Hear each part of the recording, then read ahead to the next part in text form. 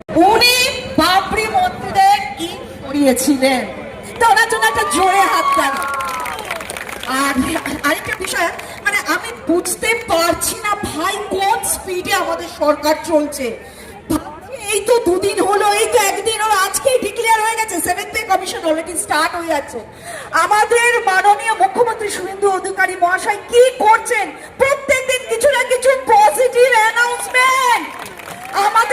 আমাদের শ্রমিকদা, আমাদের প্রিয় সভাপতি শ্রমিক ভট্টাচার্য মহাশয় যেভাবে বিজেপি কর্মীদের এতদিন ধরে আগলে রেখেছেন এবং এখনো আগলে রেখেছেন, অসম্ভব ভালোবাসা তোমাদের প্রতি। আমাদের মাননীয় মন্ত্রী অগ্নিমিত্রা মহাশয় কি করলেন? উনি প্রথম দিনই বলে দিয়েছেন মেয়েরা যা কিছু করবে, যা কিছু করবে না, তার পর বেরোবে, তাদের রক্ষা করবে সরকার, তাকে রক্ষা করবে আমাদের ভাইয়েরা। তো আমার একটাই বক্তব্য, আমরা কতটা ভাগ্যবান যে স্বপন দাশগুপ্তর মতো একজন মানুষকে বিধানসভায় আনতে পেরেছি। আপনাদের অসংখ্য ধন্যবাদ, প্রত্যেক রাস বিহারী অসংখ্য ধন্যবাদ। ওনার জ্ঞানের ভান্ডার নিয়ে বলবো তত কম বলা হবে।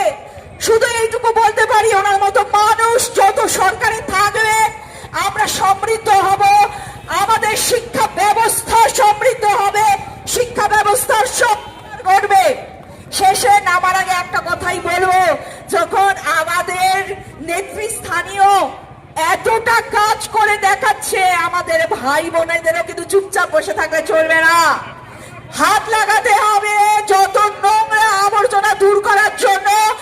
আর জানবে তোমরা, দেশ সবে স্বাধীন হলো, দেশ সবে স্বাধীন হলো, ওয়েস্ট বেঙ্গল 50 বছর পর স্বাধীনতা পেল। এবার দেশ করার কাজ সবাইকে বদ্ধভাবে যে দিতে পারবেন দেশ গড়ুন। শিক্ষা হতে পারে, স্বাস্থ্য হতে পারে, পরিবেশ হতে পারে। রাস্তায় একটা প্লাস্টিক পড়ে থাকলে সেটা যদি আপনি তুলে ফেলেছেন, তা আপনি দেশ সেবার কাজ করেছেন।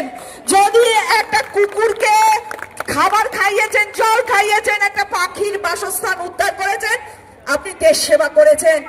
আমাদের মাননীয় প্রধানমন্ত্রী মোদীজি সব সময় যে যতটুকু পারবেন ততটুকু কাজ করুন। সবাইকে একসঙ্গে বড় বড় কাজ করতে হবে না, বিন্দু বিন্দুতেই সিন্ধু হবে। আমরা পারবো তো সোনার বাংলা তৈরি করতে।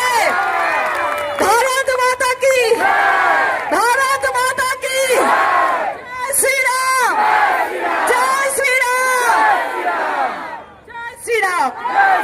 অসংখ্য ধন্যবাদ।